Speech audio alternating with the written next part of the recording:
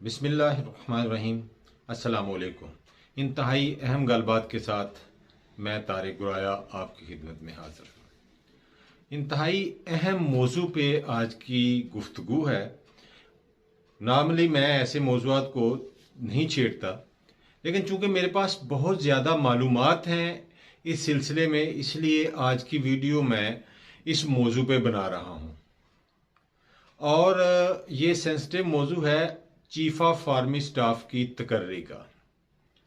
आप बहुत से वीलॉग सुन रहे हैं, बहुत से तजज़िये सुन रहे हैं मुख्तलिफ शख्सियात के मतलब, जो हमारे लेफ्टिनेंट जनरल्स हैं जो कि तमाम चीफ ऑफ आर्मी स्टाफ बनने के अहल हैं, उनके मतलब।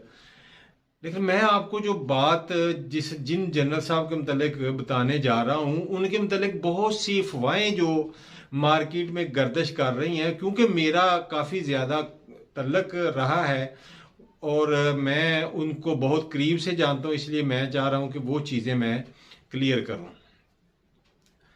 तो जो इस वक्त सबसे सीनियर मोस्ट जर्नल हैं पाकिस्तान आर्मी के, वो है जनरल आसिम मुनीर।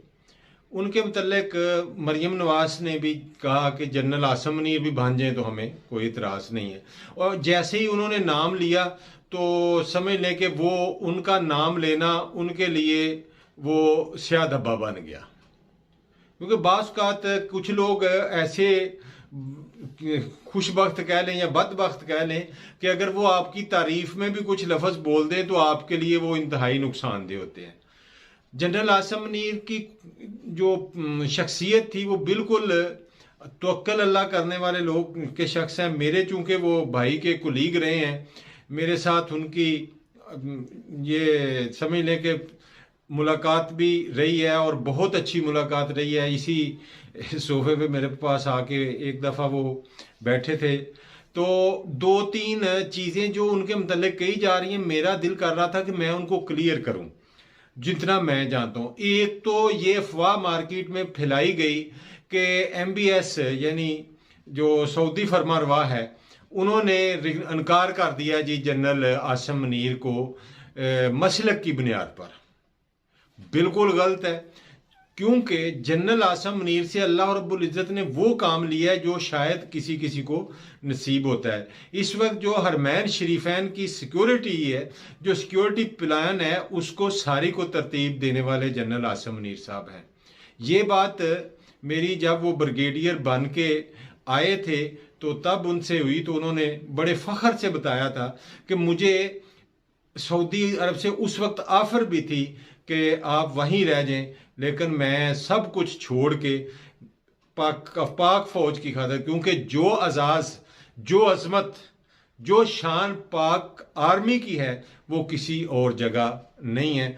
इस कदर वो शख्स जो है लायल है पाक फौज के साथ, अपने मुल्क के साथ।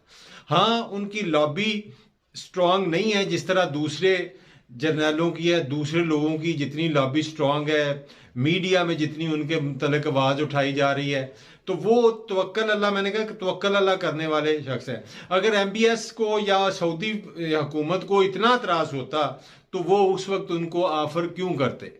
लिहाजा ये बिल्कुल बेपर की उड़ाई गई है और इसमें कोई सदाकत नहीं है।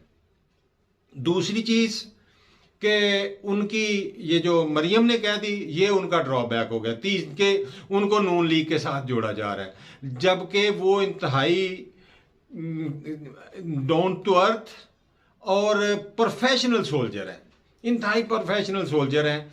कोर कमांडर गुजरांवाला रहे, DG ISI रहे, लेकिन उन्होंने अपनी जो नाक की सीट थी, अपनी प्रोफेशन जो था उसके मुताबिक प्रोफेशन को पैशंस बना के हमेशा काम किया है। कोई उंगली उनकी तरफ नहीं उठा सकता। गो उनके मुतल्लिक मुख्तलिफ वक्त में जो है ना वो बात होती रही है, उनकी मुखालफत भी होती रही है। मैं पहले भी कह चुका हूँ कि कुछ ऐसी चीज़ें होती हैं जो कुछ प्रोफेशनल सोल्जर्स हैं उनकी परवाह नहीं करते, और कुछ ऐसे सोल्जर्स भी हैं जो करते ही लॉबिंग हैं और दूसरों की लेग पुलिंग करते हैं। ये हर जगह है, इंसान पैदा जब से हुआ है ये चलता आ रहा है। वो भाई भाई हों तो तब भी करते हैं, बाप बेटा भी करते हैं। ये हुक्मरानी का, ये सीट का नशा ही ऐसा होता है।